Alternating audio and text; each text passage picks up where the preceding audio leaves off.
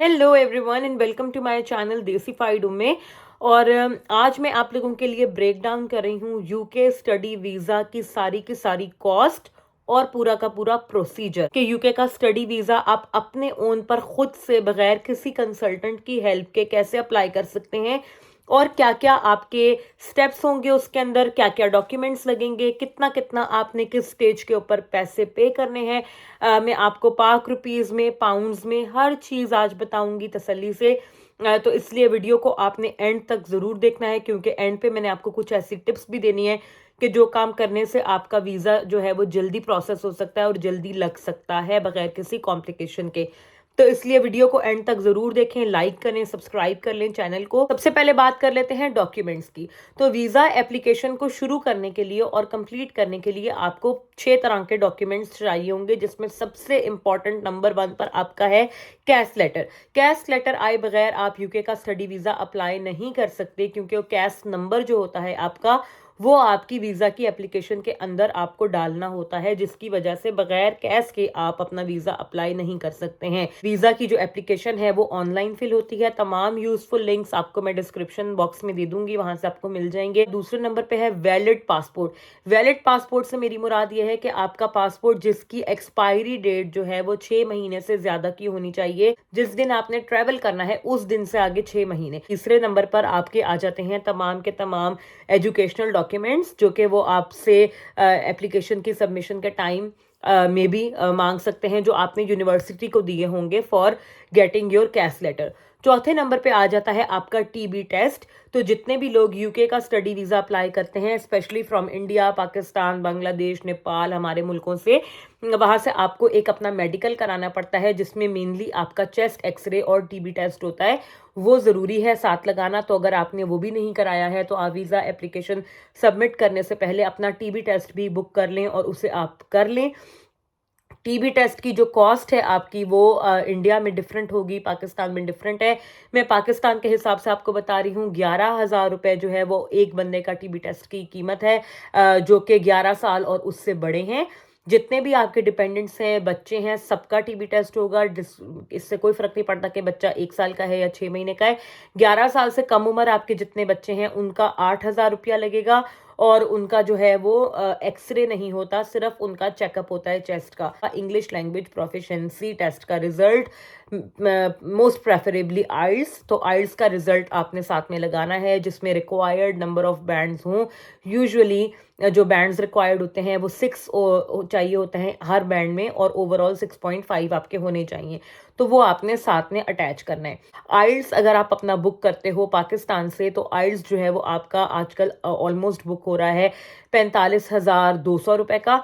और जो डॉक्यूमेंट आपको सबसे इंपॉर्टेंट जो चाहिए होगा, जिस पे आपका सारा वीज़ा का वो डिपेंड करता है, वो है आपकी बैंक स्टेटमेंट।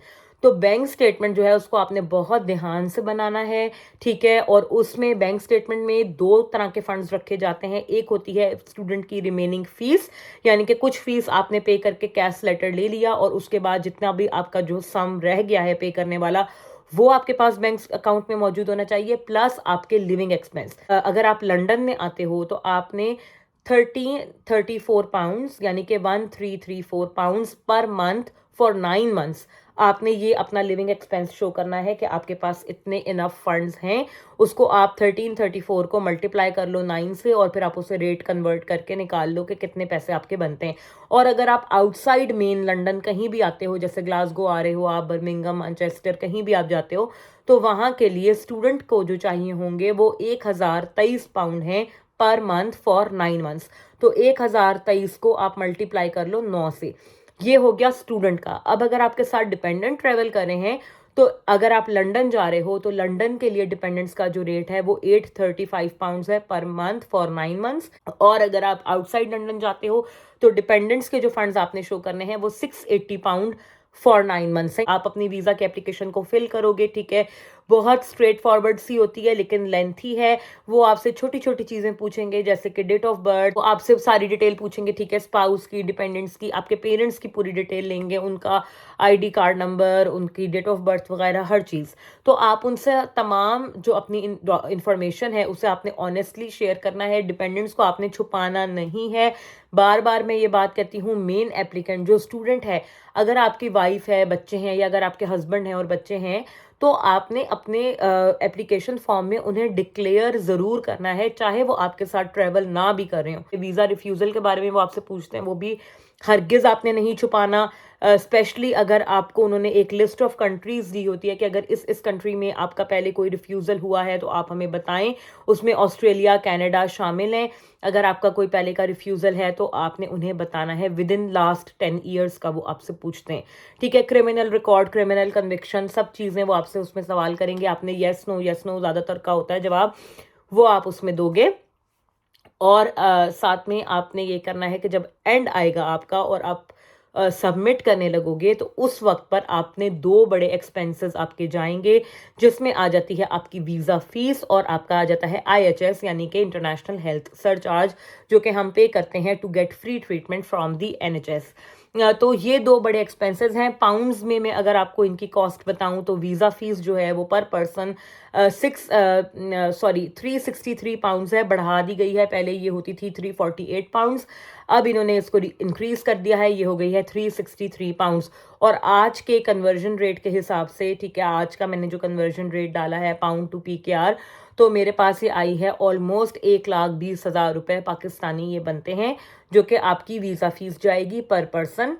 अभी मैं कंसिडर कर रही हूँ एक इंडिविजुअल स्टूडेंट का खर्चा, जो कि मैं एंड पे आपको एक टोटल फिगर भी बताऊंगी कि एक इंडिपेंडेंट स्टूडेंट अगर अकेला आता है तो उसका ओवरऑल टोटल कितना खर्चा आएगा। साथ में बात करते हैं IHS की, तो IHS है जी 470 पाउंड्स पर ईयर, यानी कि अगर आपकी डिग्री 1 साल की है तो आपने 470 पाउंड्स देने हैं फॉर IHS। अगर आपकी डिग्री जो है वो मतलब जो लेंथ ऑफ वीज़ा है, ये डिग्री से डिपेंड नहीं करता, लेंथ ऑफ वीज़ा आपको जितना मिल रहा है उस पर डिपेंड करता है। अगर आपकी डिग्री जो है वो 1 साल की है और आपको वीज़ा मिलता है 1 साल और 4 महीने का, जैसे प्रीवियसली मिलता था, तो फिर आपका हो जाएगा 470 पाउंड्स और प्लस 235 पाउंड्स, यानी कि आधे साल के।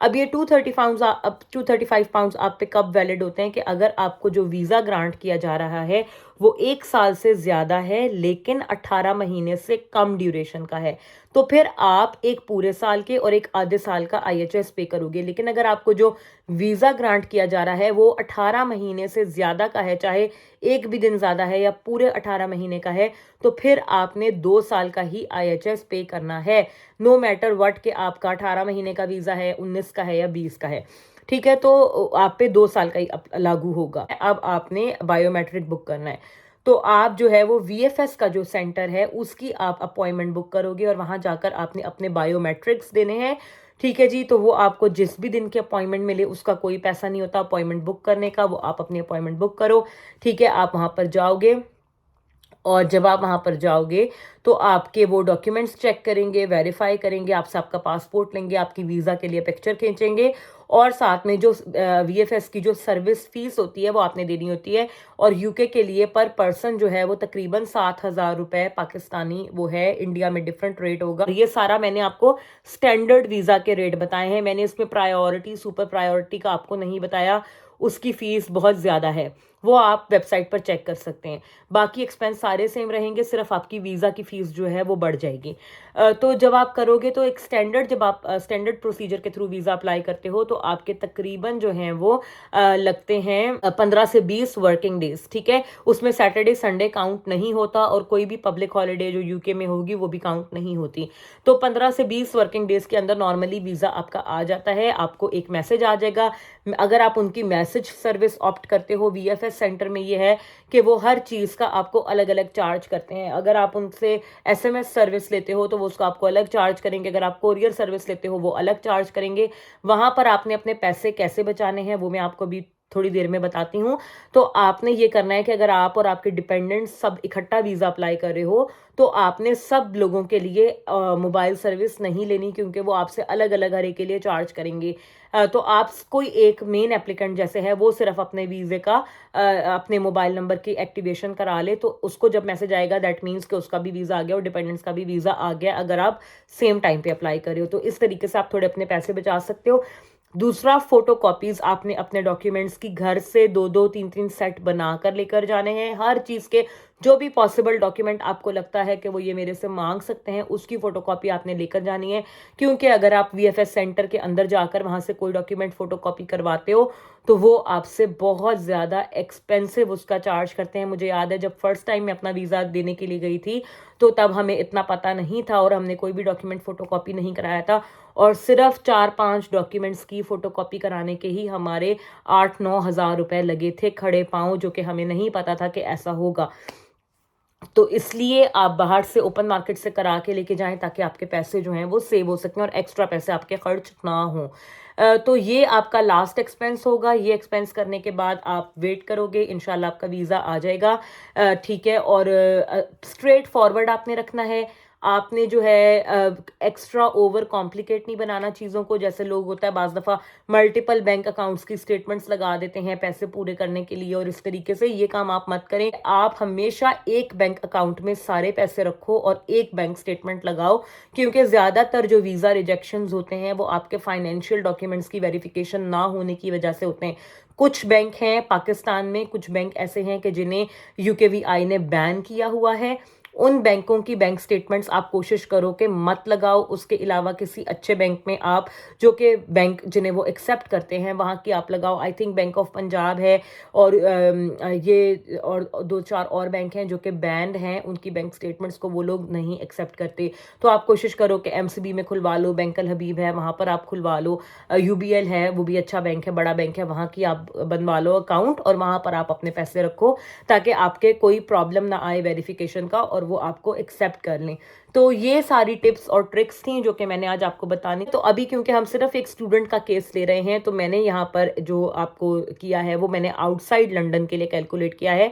यानी कि 1023 पाउंड मल्टीप्लाई बाय 9 आपके बनते हैं जो है तकरीबन 9207 पाउंड। और आपकी जो फीस है वो मैंने ली है, जैसे आपने 6000 पाउंड पे करनी है, तो ये दोनों को अगर आप आज के कन्वर्जन रेट से कन्वर्ट करेंगे तो तकरीबन 50 लाख की स्टेटमेंट आपके पास होनी चाहिए। और यहाँ पर जो टिप मैं आपको दूंगी वो ये दूंगी कि आपने कोशिश करना है कि 5-7-8 लाख एक्स्ट्रा रखें, ऊपर रखें।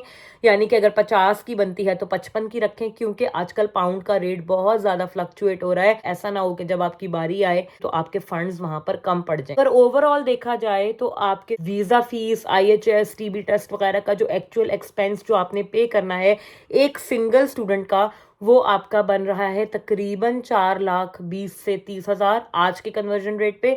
और इसके अलावा जो बैंक स्टेटमेंट आपने 50 लाख की मेंटेन करनी है वो इसके अलावा है। सो आई होप आपको वीडियो अच्छी लगी होगी। अगर पसंद आई हो तो लाइक जरूर कीजिएगा, सब्सक्राइब भी जरूर कीजिएगा मेरे चैनल को, और कमेंट्स में बताइएगा कि आप मजीद किस किस्म की वीडियोस को देखना चाहते हैं। See you soon in another video.